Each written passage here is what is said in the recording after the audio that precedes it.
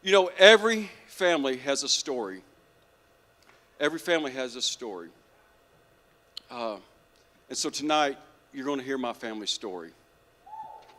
And so we have four values here that we really hold tight to here at Fountain Gate Fellowship. And our fourth value is honor.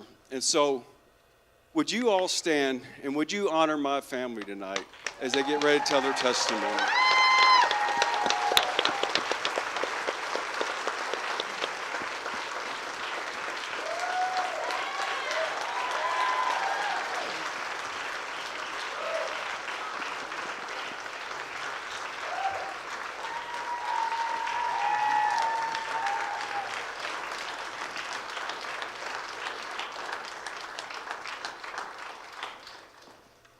Hi, my name is Tim Chappell.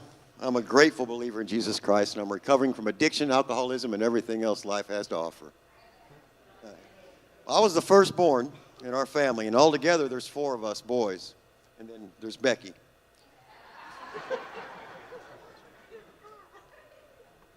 Myself and Dennis and Joey grew up together, and then Becky and Jed, they grew up with each other. By the time that they were old enough to, well, by the time they were born and all, we were pretty much grown up. And I'd already joined the service and all. I was Mom and Dad's first attempt at raising a kid, and both had zero experience, but they both did the best they knew how.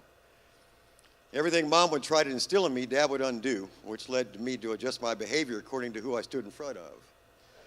With Dad, everything was a secret. Don't tell Mom, she's not feeling good. Well, he would say that all the time, and Mom would ask my aunts and uncles in the beginning on the best ways to raise us boys, and their advice was just to whip us good whenever we got ornery. Well, I got a lot of syllable whippings. I don't know if y'all know what syllable whippings are. Don't you ever. Boy, you just say yes. Just don't argue with it. Just let it go, you know. So it didn't take long to figure out just to say yes. Now, Dad, he didn't ask for advice. He gave it. One night he came home drunk. This is when we were real little. I guess I was about 8 years old. And Dennis was probably 6, and Joey was about close to 4 years old.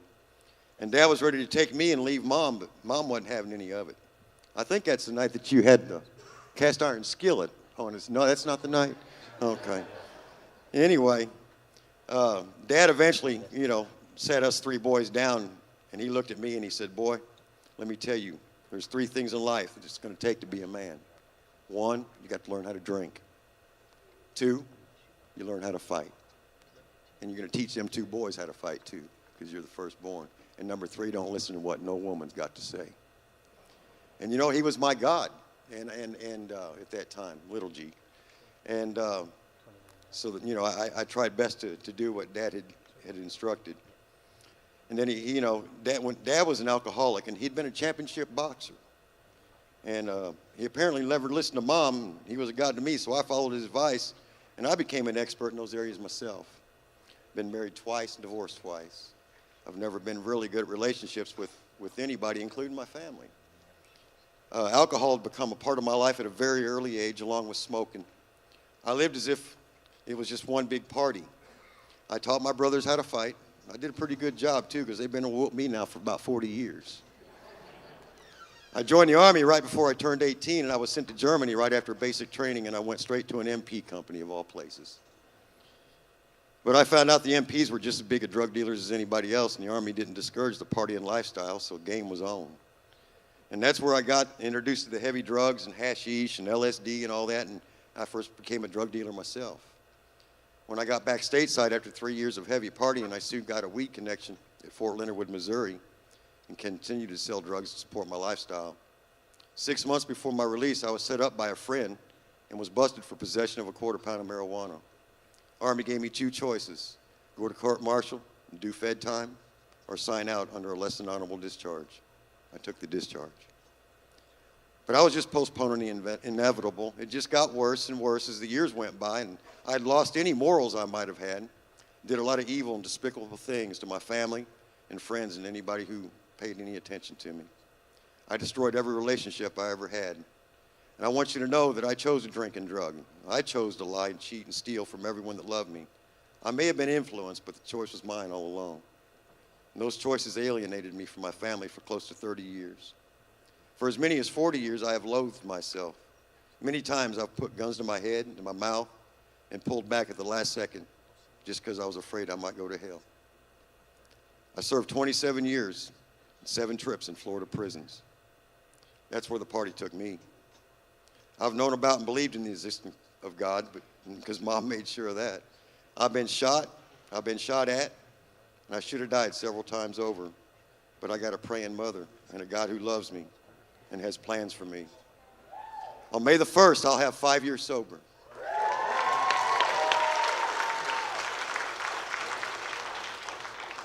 I'm not a follower of Christ, I'm a disciple of Christ now. I'm sold out. It's my vision to be part of transforming other people's lives and bringing people into the kingdom. Today, I lead praise and worship at Living Faith Ministry in Oklahoma City. All by the grace of God and my faithful mother's prayers. I've prayed for years that God would heal this family. There are a lot of wounds to be healed and a lot of battle scars.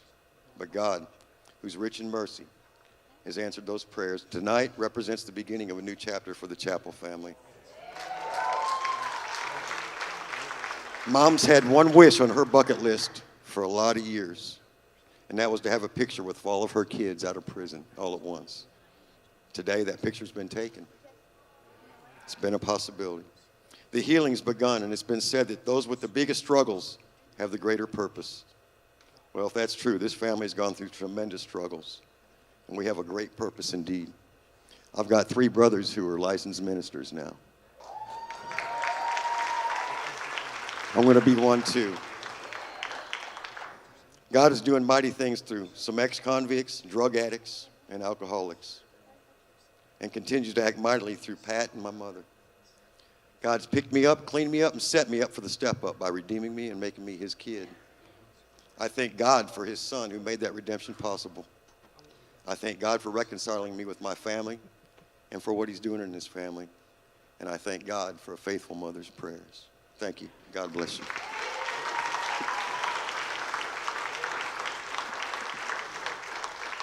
My name is Dennis, and I'm a believer in Jesus Christ who used to struggle with chemical dependency, and today I just struggle with Dennis. Proverbs 22:6 says, "Train a child in the way that he should go, and when he is old, he will not depart from it." Charles Dickens describes my childhood best in the opening line from The Tale of Two Cities. It was the best of times, and it was the worst of times. Growing up in St. Louis, Missouri, I was blessed to have a mother who stayed home and raised us boys. A dad who worked and would always be there at our ball games, no matter how tired he would be. He would always make a way. There was just the 3 of us at the time, and I was the middle child, and I felt like the middle child. Everything looked normal and great from the outside looking in, but it was anything but normal. Our mom would take us to church and gave us a spiritual foundation for our life. Our dad worked hard and drank just as hard. While our mom gave us spiritual guidance, our dad gave us worldly guidance. Our dad instilled in us that in order to be a man, you drank and you fought. And I was anything but a fighter. But I would be forced to fight because I was a male. So growing up in our house was very dysfunctional, to say the least. I never felt like I fit in, not just because I was the middle child, but I never felt like I measured up to my dad. You see, he was the fighter and I wasn't. But in order to be accepted in my eyes by him, I had to become a fighter. And that just was not who I was, but it was who I became. I started drinking at the age of 13 to not only forget the pain of not fitting in, but also to fit in. With not only my oldest brother, but also with my friends.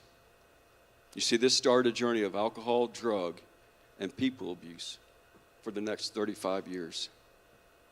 For the next 35 years, I would find myself in and out of jail and prison more times than I can count. 3 divorces, 2 children who I abandoned for my addiction. I became that fighter my dad taught me to be and racked up 25 felony convictions and 3 stints in prison along the way. On July 29th, 2009, after a failed attempted bank robbery, I came to a come to Jesus moment in my jail cell. I fell to my knees.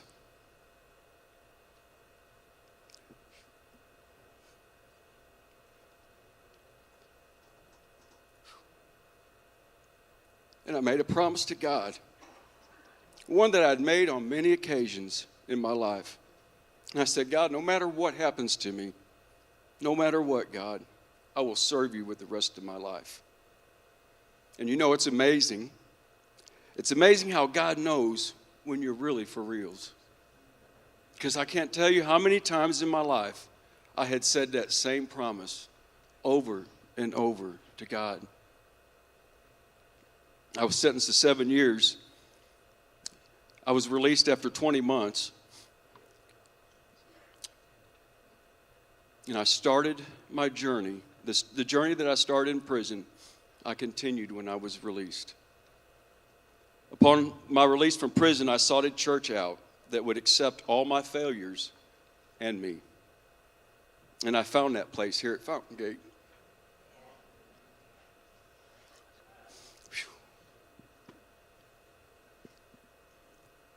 After digging in and serving here for a year, my pastor asked me to start a Celebrate Recovery.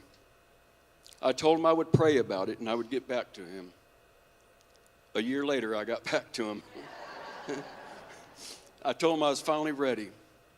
You see, I knew the commitment it was going to take of my life. You see, it was going to take my life. And so I had to be for reals. On July 26, 2014, almost 5 years to the day that I was arrested for the last time, I married Angie, my best friend and my life partner.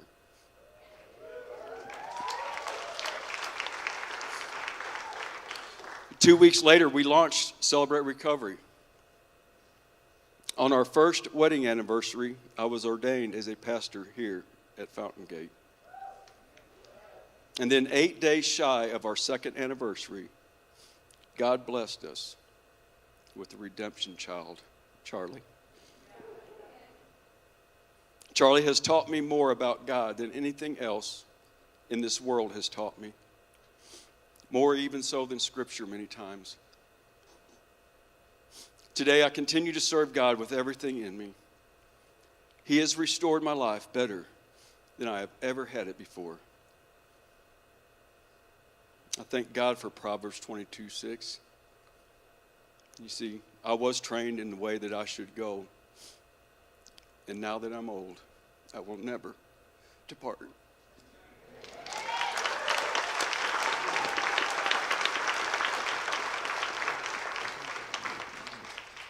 Hi, my name is Joey Chappell, and I am definitely a believer in Jesus Christ. Growing up as a child, I'm number 3 I was a baby for a while. And growing up in St. Louis in the 60s and 70s, quite frankly, was pretty fun. I had friends that I hung out with and ran around with, and my older brothers had friends too. It was a great time to be alive, it seemed. But in the home, that's where the dysfunctions. Didn't think it'd be this hard. Wow. In the home is where the dysfunctions really lied, in my opinion.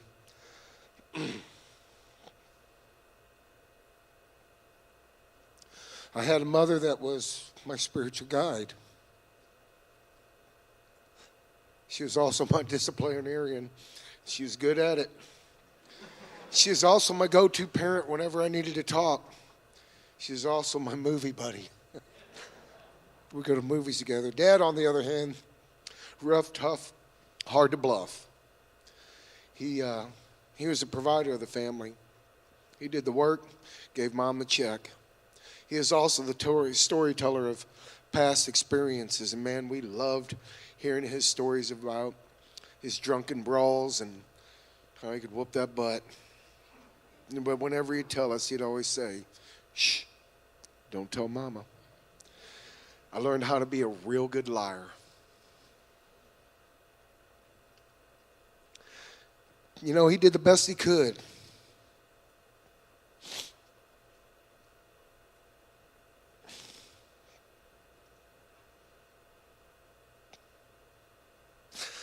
Anyway, he watched us play sports. Me and my brothers got along great. They were my heroes. When they got to be teenagers,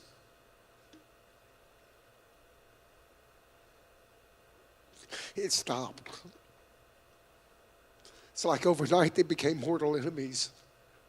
Couldn't figure it out, didn't understand why and how it came about. I just wanted my brothers back.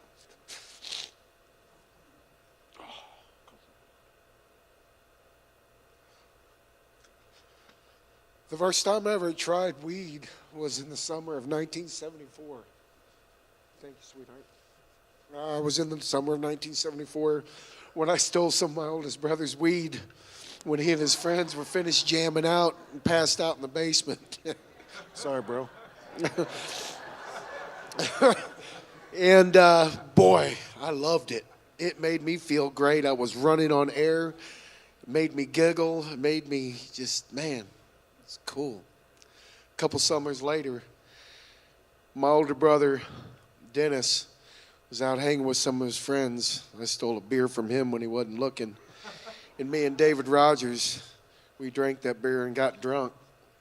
And neither one of us liked the way being drunk made us feel. It wasn't until a little later that summer, after a situation that I'd gotten myself into that resulted in emotional trauma and being molested by a husband and wife team, that started smoking weed on a regular basis.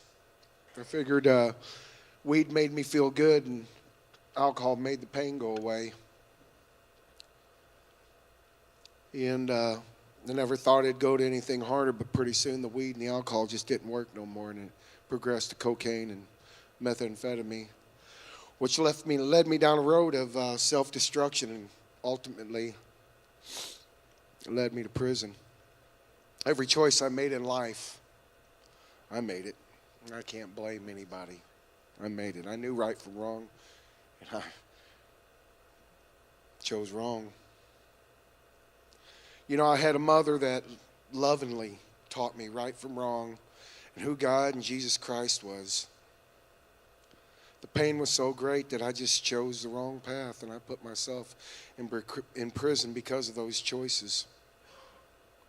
Prison was the worst, but yet it was the best thing that ever happened to me in my life, because it was in prison that I came to the end of myself and back to the foundation that was laid for me by my mother, being my faith and relationship with Jesus Christ.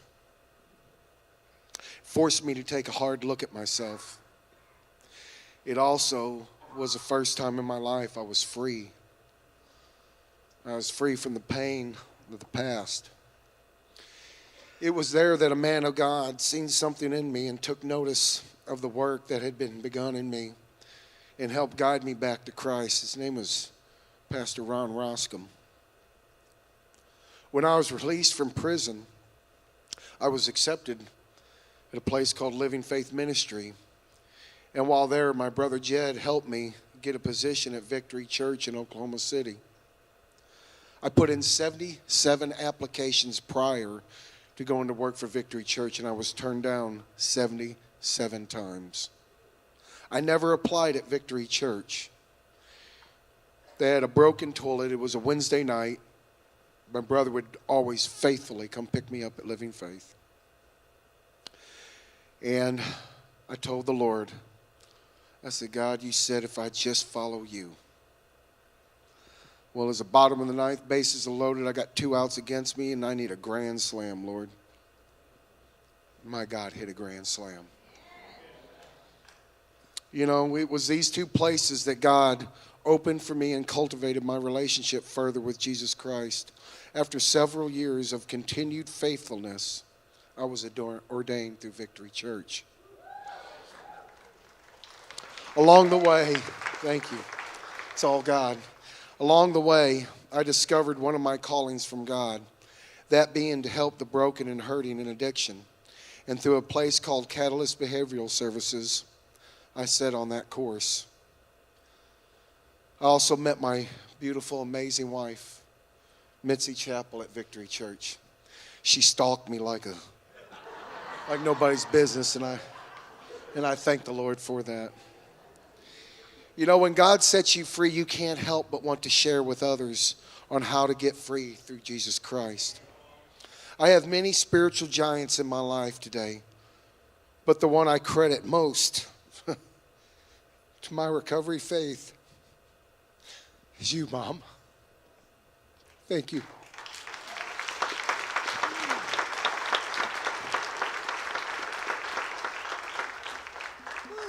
Okay. Hey, I'm Rebecca. I am a true believer in Jesus Christ. As you can see, I'm the only girl. And I'm also the only one who hasn't been to prison. You're welcome. Joey says it's because I never got caught. I say it's because I was smarter. And I listened to my mom when she told me I wasn't allowed to kill my ex-husband. But that's another story. See, I grew up in the same house as my brothers, but it's also the same house where I learned how alcohol and drugs affected everyone. I learned what violence, anger, and hatred were up close. I watched as my brothers literally tried to kill each other. Growing up, it always felt like there were two families, one with Tim and Dennis, one with me and Jed, with Joey in the middle. I was also reminded quite often how me and Jed didn't grow up with the same dad as Tim, Dennis, and Joey. And they were right. My dad quit drinking right after I was born. There were nights that I would wake up to one of my brothers screaming at my parents and calling them everything but the child of God because they wanted more money or whatever it was they wanted. And then my dad was diagnosed with lung cancer and died 2 years later. I was 17 years old. Things seemed to get worse after that. So Mom met my second dad and got out of Dodge. Really couldn't blame her at the time. I still don't. I am thankful.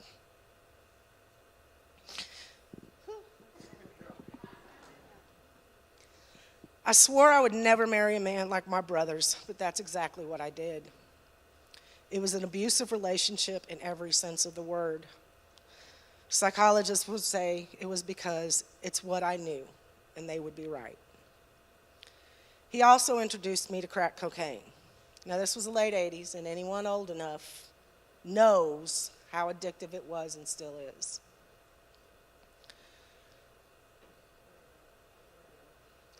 I had 3 kids between 18 and 21.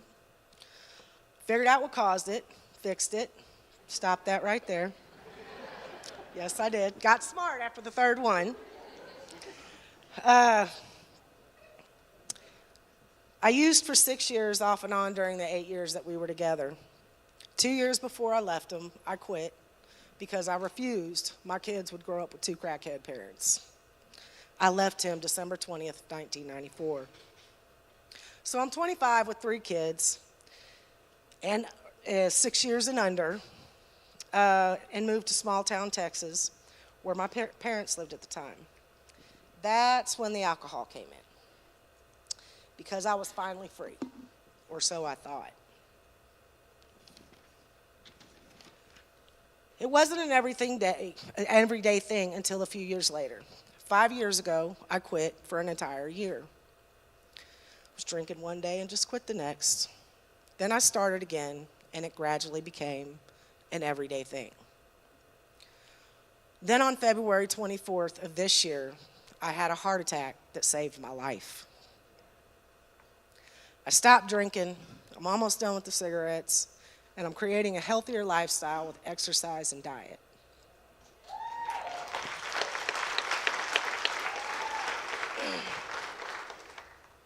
I say this because each one of us up here tonight should not be alive. But because the grace of God and a strong praying mama, we are here. And if this doesn't show you how powerful our God truly is, then I'm going to end with this. My middle daughter, Nisi, hasn't believed in Jesus for quite a few years.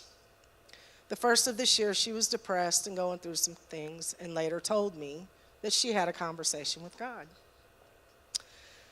She said that she told him that if you're real, then prove it. Oh, it makes me giggle. Be careful what you ask for. A short time later, she discovered that she was pregnant. She never wanted kids. She felt that she didn't have the capacity to love. She didn't feel like she would be a good mother. Well, on May 28th, at 24 weeks, her water ruptured and was admitted into the hospital, and she would stay there until the baby was born. Her due date wasn't until September 17th. On June 7th, she gave birth to my granddaughter, sixth one, Kalia, which they called a micro-preemie. She was 1 pound, 5 ounces, and 11 inches long, and the doctors told her that she had a 30% survival rate. She's now 3 months old, 4 pounds, on her way home within the next week or two, before her due date.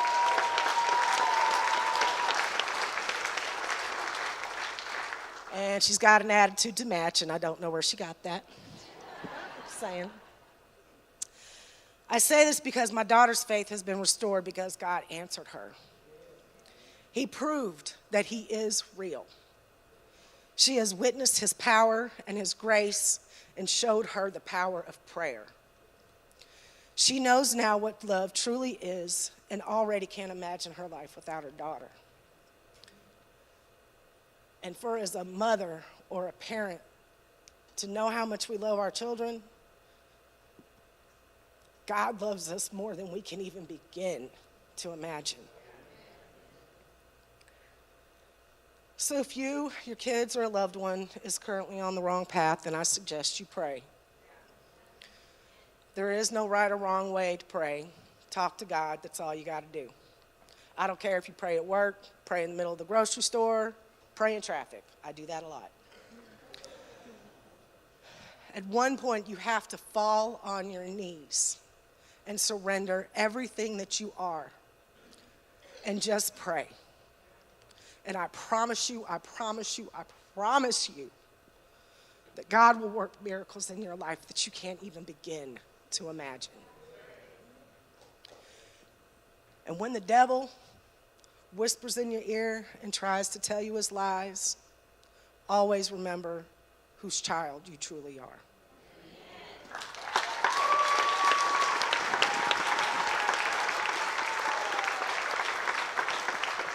Oh man, did you put some estrogen in the coffee out there or something? Because I'm emotional right now. Oh man, I love my family, guys. You love my family? I love my family. So proud of my family right now. Well, my name is Jed Chappell. I'm the baby of the family. I'm a fully devoted follower of Jesus Christ. He has delivered me from so much stuff that I used to struggle with, and it was a lot of stuff, and I'm not even going to begin to list what it was, but God has delivered me from a ton of things, and I'm just so thankful to get to be up here with my family. I guess my perspective, it's funny how the perspective shift over time, you know? My perspective of my dad was that he was 10 foot tall and bulletproof, and I heard all the stories about my dad, and he was just the guy that I wanted to be when I saw him. But here's the thing, I don't remember one conversation with my dad, not one. I remember he loved me. I remember he was at all my soccer games, but I don't remember one conversation. I also remember believing that, man, my brothers hung the moon, man. When I was younger, I thought, man, I want to be just like those guys. And I realized that they took on all the attributes of my father because I think somewhere along the way, he accepted Jesus along the way and was a completely different man and quit drinking somewhere around Becky or me. I'm not sure, Becky. And so I saw a different version of him. And I was reminded of that too, that there was a different version of our father. But I remember seeing the effects of that influence that he had on my brothers when I would see the fighting, the drinking, the drugging, and as it progressed and I became more aware of what was going on, I realized, man, I don't like these guys too much, you know. And I remember that day when my dad passed, you know, he was the protector of our family, and I remember thinking in my heart, man, what's going to happen to us? What's going to happen to me and Becky? What's going to happen to Mom? What's this family going to look like? It was pretty scary. And it wasn't long after that that I continued to see the effects of alcoholism and drug addiction just ravage our family. My dad passed. There was a moment that I had with one of my brothers that was a defining moment in my life, and some terrible words were exchanged around 11 years old, and I remember a deep root of bitterness took deep root in my heart. And it was at that point that I shook my fist at God and I said, God, I hate you. I can't believe you've done this. You've left us here alone. I can't believe this is happening in my family. Why is my dad gone? Man, he prayed that you would heal him. Why is he gone? You know, I remember shaking my fist, and it was at that point that I went on that same route that I swore I would never go on, that my brothers went on. From the time I was about 12 to 18, I just started using drugs, partying, hanging out with an older crowd. I began to sell drugs for one of my brothers, Joey. Thanks, man, for the hookup. Bringing drugs from Texas to Oklahoma City and back, and I just was a knucklehead, just angry kid, man. I was so angry at everything. I was a sensitive kid too, but I felt like if I was going to be like my brothers, I had to be tough and fight. So I'd make myself fight and get drunk and make myself fight, thinking that's what made me a man. And it was the farthest thing from being a man from what I know today. My sister was always my closest confidant. We would laugh and stay up to like midnight watching the Three Stooges. It was so fun, and we were so close in those days. But as I began to sell drugs from about 14 to 18, at 18, one really pivotal moment in my life took place. I got into an altercation with a police officer in Oklahoma City. I carried a .380 automatic everywhere I went because I carried a lot of money on me, and I weighed about $120 soaking wet, and you weren't going to take my money, you know what I mean? And so I carried this gun and didn't have any drugs. It was the drought season. Some of y'all know what that is. Yeah, I know I'm in good company here. It's that time of the year where there's not a lot of drugs around, and so drug dealers are looking for other things to do to make money, because if you're 18 and a drug dealer, I like to call it street pharmacist. It sounds more sophisticated. You spend money as fast as you make it. I was broke. Some friends came by and said, hey, let's go kick in some doors to people's houses. You got the gun. If anyone's home, we'll tie them up, take everything they got. Are you down? I'm 18 years old. I'm like, yeah, I'm down. And so we did it all day long, and from about 10 a.m. that morning till 3 p.m., one last house we planned on hitting. Said, this is the last one. And you ever had that feeling in your gut like something's about to go south real quick, but you follow through with what you're doing anyway, like me? Yeah, I did the same thing. I think that's why we're kind of all here, right? So I went through, kicked in the door, got in the house. Cop was outside pulling the girl driving the getaway car out of the car. We break out of a side window, running through the yards in Oklahoma City. As I'm running through the yard, a police officer confronts me, jumps out of his vehicle, draws his weapon, and tells me to drop my weapon. Well, me and all my 18-year-old wisdom, I said no, and pointed the gun at him and said, you drop your weapon. He didn't go for it, you know. For some reason, I don't know why, but he didn't go for it. And as I go to squeeze the trigger, thank God I didn't, he shoots 5 times, hitting me in my chest, arm, and twice in my hand. Lost 65% of my blood supply, had no heartbeat for 20 seconds in the ambulance, and was revived with defibrillators. Found myself handcuffed to a bed in ICU in Oklahoma City at Baptist Medical Center. I was like, what just happened? You know, I think a few things need to change in my life, you know, now go figure on that, you know. And I wish I could say that's when it actually happened, that I changed, but the next 8.5, 9 months were the darkest days of my entire life. I began to do every drug possible. I would take all kinds of pain pills and Valium to go to sleep after being up all night on meth and other things like that. I can't believe my heart survived the whole process. Until, and my girlfriend, when I got on bond after I got shot, she got pregnant. So 9 months later, I go to the courtroom to get sentenced. Her water breaks before she walks into the courtroom. She points at her stomach and says, I'm in labor. I go to the judge and get sentenced to 47 years in prison at 18 years old. That's when I broke. Because I was so mad at God because I thought he took away my father, which he didn't. And now I willingly, by my choices, took myself out of my son's life and went off to do 47 years in prison. 18 years old. I went back to the county jail cell, fell on my face, weeping with godly sorrow. You know, there's worldly sorrow and there's godly sorrow. Worldly sorrow, man, God ain't trying to hear that. He sees through that. Godly sorrow, he knows, man, this guy broke. He's ready. I had that godly sorrow, and I just said, Lord, whatever brain cells I have left in me, they are yours to use. And I got sentenced to 47 years, and I actually did 8 calendars in Oklahoma. But God wrecked me in that entire time. Gave my life to him. He began to develop me as a leader, as a Christ follower, as a husband, as a father. And then I got out in 2003, started attending at Victory Church, where Joey works now. And they asked me to be a volunteer in the youth department. I said, you might want to run a background check.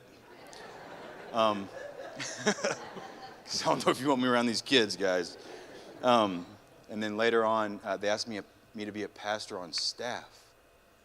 And I couldn't believe it. I couldn't believe it. Like, you need a federal background check for that, right? I mean, so I became a pastor and did that for 8 years, began to go back into the darkest places of Oklahoma City and establish mentorship programs.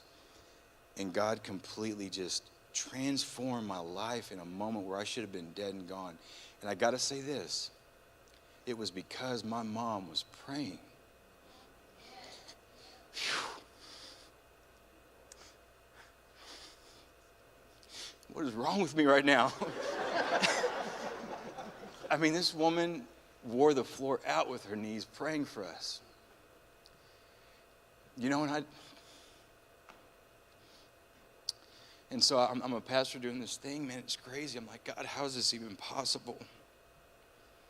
And it's because of her love, her prayers, and his undying love for us, his grace and undying grace for us that transforms lives.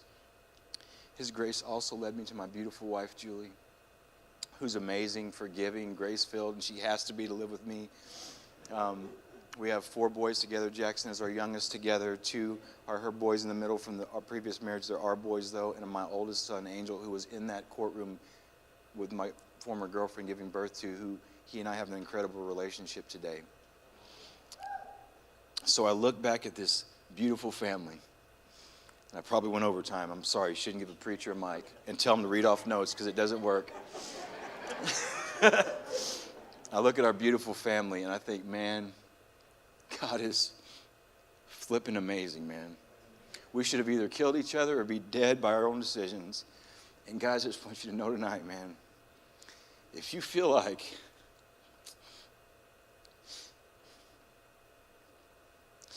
man, you're never too far gone.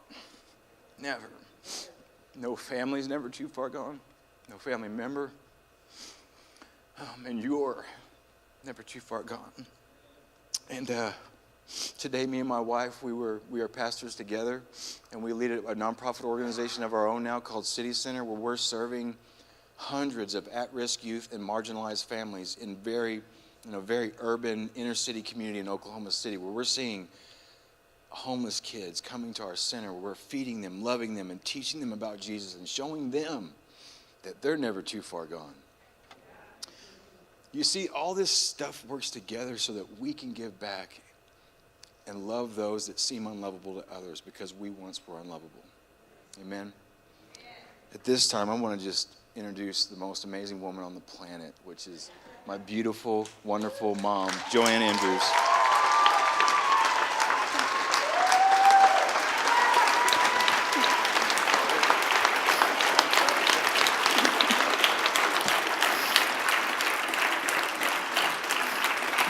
How are you supposed to talk after all that?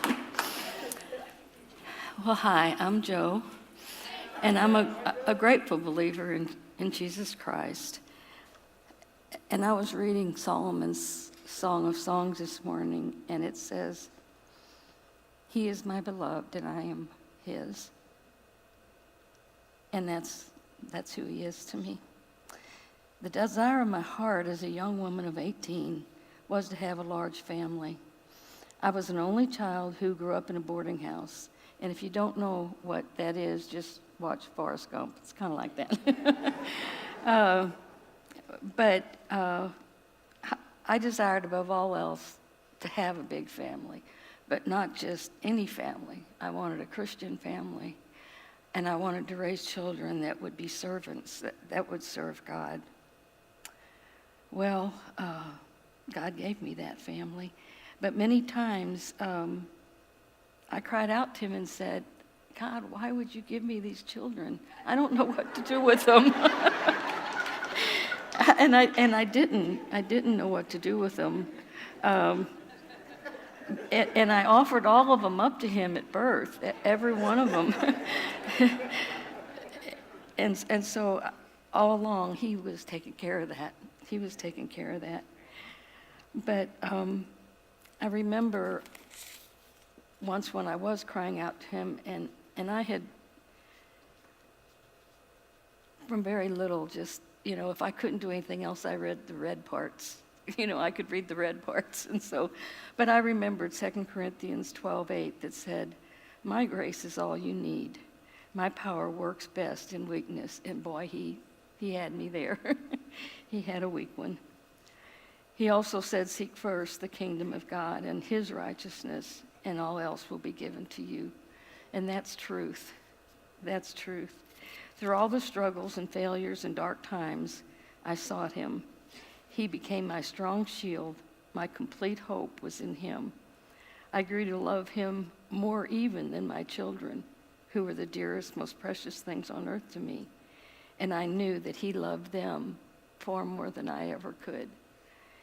And where I couldn't step in and stop many things or rescue, I could pray. And in all of that, I also, as most of you would suspect, became very codependent because I thought I could take care of it. I thought that I could do that. But I knew, I didn't just hope. I knew he would watch over them and not let the devil take their life. They could be in a lot of places. They could go through a lot of stuff, but I knew that God would not let him take their life. And so he was faithful to that. I want to speak hope to all of you out there, those who are struggling and feeling like there is no hope, because there is. Those who are out there watching and hurting, seeing those you love struggling, seeing yourself struggle. There's hope. This morning, again, when I was reading from the Song of Songs by Solomon, it said, for lo, the winter is past, the rain is over, and the time of singing has come. God is faithful. I want to share with you a poem that Mr. Pat wrote for me a couple years ago. When I married him, I said, there's really one thing I don't want you to ever do. I don't want you to preach a Mother's Day sermon. I don't like Mother's Day sermons. They make me feel guilty. So for many years, he didn't preach any. But about 3 years ago, he wrote this poem for me. It says, the picture is not seen until the artist is finished. Picasso, Rembrandt, or Monet, whoever the artist may have been, began each work with, some would say, meaningless strokes with no beauty seen. But today, their works are admired by all, their beauty hidden until it was whole, and the critics' names are not on the wall, or the paintings they loathed are treasured like gold. Mothers are like artists too. Their work cannot be judged until the product is done. What looks like a failure, as often they do, turns into a treasure that's second to none. So you, beloved woman and mother so dear, rejoice that you lived to see this good day, when the picture is finally becoming so clear, and you can rejoice on this Mother's Day. And I want to give that to all you moms out there that are fighting some battles. I'm rejoicing today at the overwhelming goodness of God and his power to give us more than we could ever ask or even dream. Thank you for sharing this day with us. Isaiah 56 was fulfilled today for me. It says, I will yet bring home all that remains to be brought in. This day, as my sons have told you, marks the first time in 30 years that we've all been together. Thank you.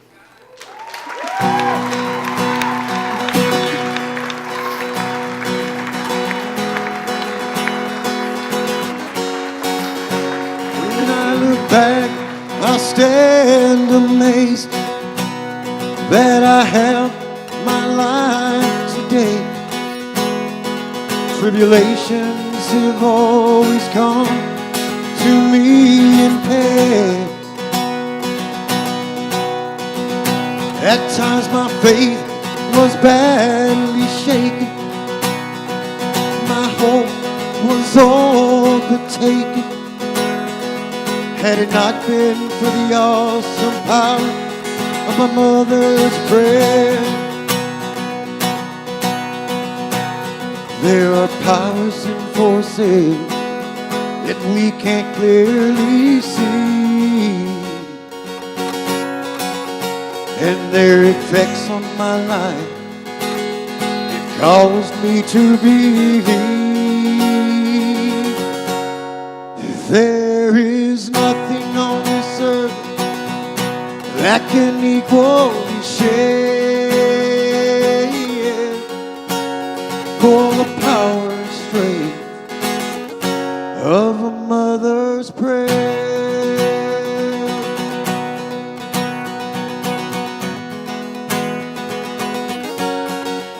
So many times I've looked death in the face, and most I barely escape, living a lifestyle of hopelessness, pain and despair. But I've had angels watching over me. The evidence is plain to see, and I owe it all to my faithful mother's prayer. There are powers and forces that we can't clearly see, and their effects on my life have caused me to believe that there is nothing on this earth that can equally share oh, the power and strength of a mother's prayer. Oh yeah, a mother's prayer.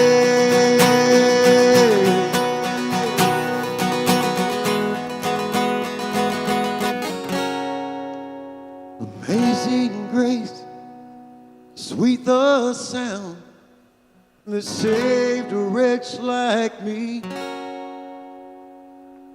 Once was lost, now I'm found. I was blind, now I see. Thanks to my mother's prayer.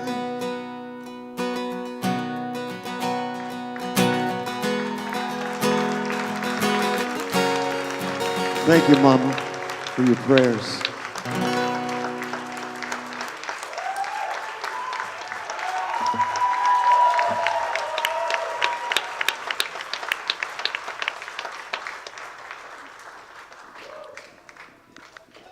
Wow. Today marks our next journey in our family.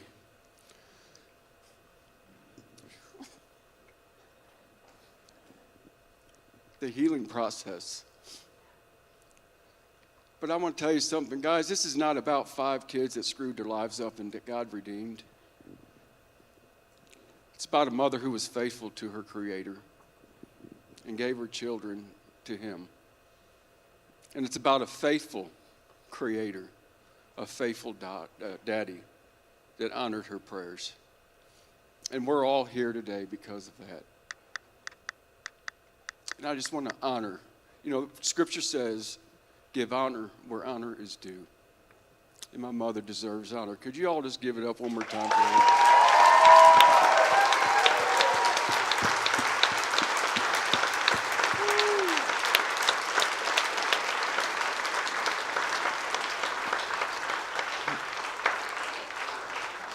Okay, Vicki, I want you to throw all that coffee out. It's got estrogen in it, and I'm not going to get any more of that. I'm done. Woo! Man, what a night. Thank you so much for sharing this night with us. You know, this is our family as well. You guys have really been there for us week in and week out. And I just thank you so much for your faithfulness. And so, listen, guys, we've gone over, but you know what? That's cool. But I know some of you all need to take a smoke break, so we're going to take about a 5-minute smoke break. Get to your group afterwards, please. But before that, let's close out with the serenity prayer. God, grant me the serenity to accept the things I cannot change, the courage to change the things I can, and the wisdom to know the difference. Living one day at a time, enjoying one moment at a time, accepting hardship as a pathway to peace, taking, as Jesus did, this sinful world as it is, not as I would have it, trusting that you will make all things right if I surrender to your will, so that I may be reasonably happy in this life and supremely happy with you forever in the next. Amen.